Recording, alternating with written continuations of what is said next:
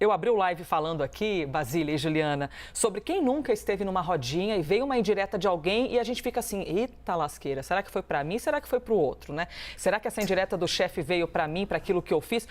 Porque o mundo da política parece muito distante, mas a gente é igualzinho ao nosso. Agora, terça-feira, imagina, a fala de Lula foi ontem de manhã.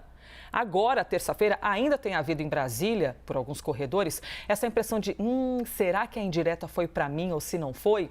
Ou será que tem a ver, na verdade, com outro problema, que é Arthur Lira? E aí eu quero ouvir a Juliana Lopes sobre o que você tem tido de informação, Juliana, dessa relação entre os dois, porque é sabido que o negócio ali não adianta, nem um bom de um cappuccino cheio de açúcar vai salvar esse casamento dos dois. Eles têm uma relação que é ali, vamos colocar, política, claro, né? Porque é o presidente da Câmara dos Deputados, tem ali algumas funções importantes, quem comanda ali o Congresso em anos em que o presidente quer aprovar suas políticas públicas, suas pautas, sua meta fiscal de déficit zero, precisa ali dos congressistas. Mas não é uma relação que é tão próxima quanto, por exemplo, a do presidente Lula com o Rodrigo Pacheco, que é o presidente do Congresso Nacional e o presidente do Senado. Falando em diálogo, eles têm ali aqueles momentos, claro, de conversa, e Lula sempre foi muito habilidoso nisso, a gente precisa, né, sempre admitir, mas é uma relação ali que não tem essa proximidade. O que aconteceu nos últimos dias? Essa cobrança pública de Arthur Lira em relação a Alexandre Padilha, o articulador político que não estaria ali num diálogo mais frequente e num trabalho insatisfatório, segundo o presidente da Câmara, mas era cobrança, Elisa e Basília, que já acontecia há algum tempo em relação a outros pontos do governo, né? Arthur Lira encabeçou, por exemplo, uma cobrança pública ali ao Ministério da Saúde, que não estaria liberando a quantidade de dinheiro suficiente para que emendas parlamentares fossem mantidas ali por determinados deputados. Então, a gente tem críticas à articulação política que são mais amplas do que a Alexandre Padilha, mas é um desafeto direto de Lira.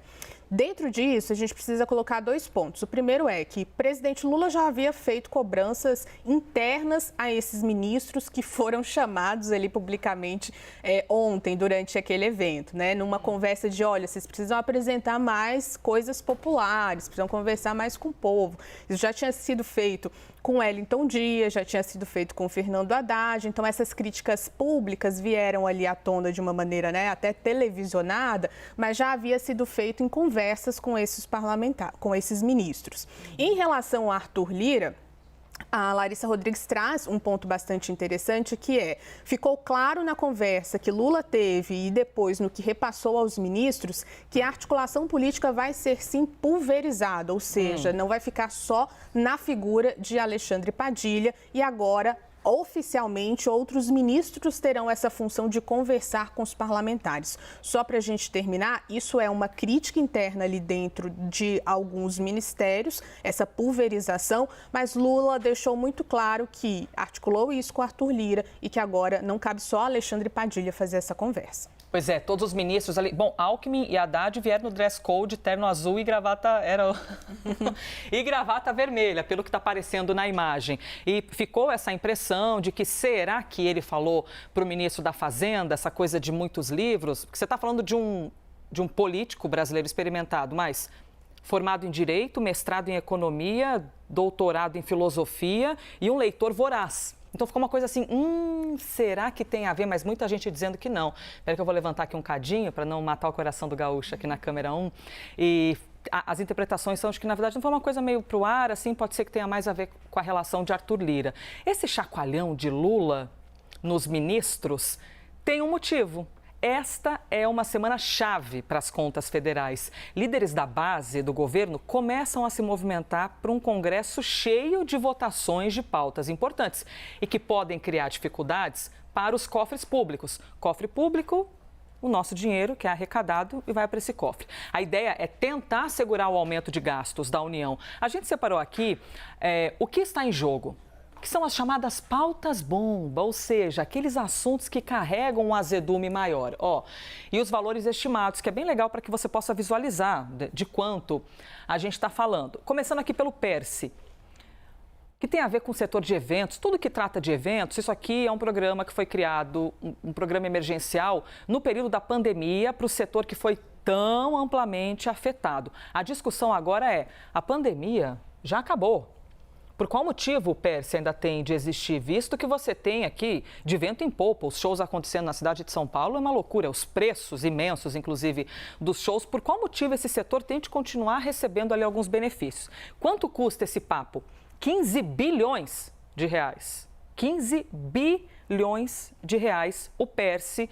Se ele não for cancelado, é isso que vai custar para os cofres públicos.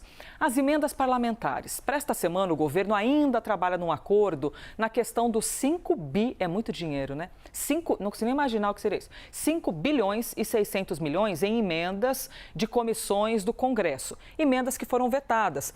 Podem ser, às vezes, emendas individuais, de comissão. É a grana que é pré-aprovada para poder ser distribuída para alguns projetos que os parlamentares defendem. Olha, a gente conhece mais os rincões do Brasil do que vocês. A gente é que tem que gerir esse dinheiro. E o executivo diz, não, para lá. O presidente da República foi eleito com quase 60 milhões de votos, né? O projeto do que vai ser gasto e investido diz respeito ao presidente da República, não ao parlamento. É uma baita discussão. Isso aqui está previsto para ser analisado amanhã, tá bom? E a PEC do quinquênio. O Congresso acendeu um outro pavio, né? A chamada pavio chama.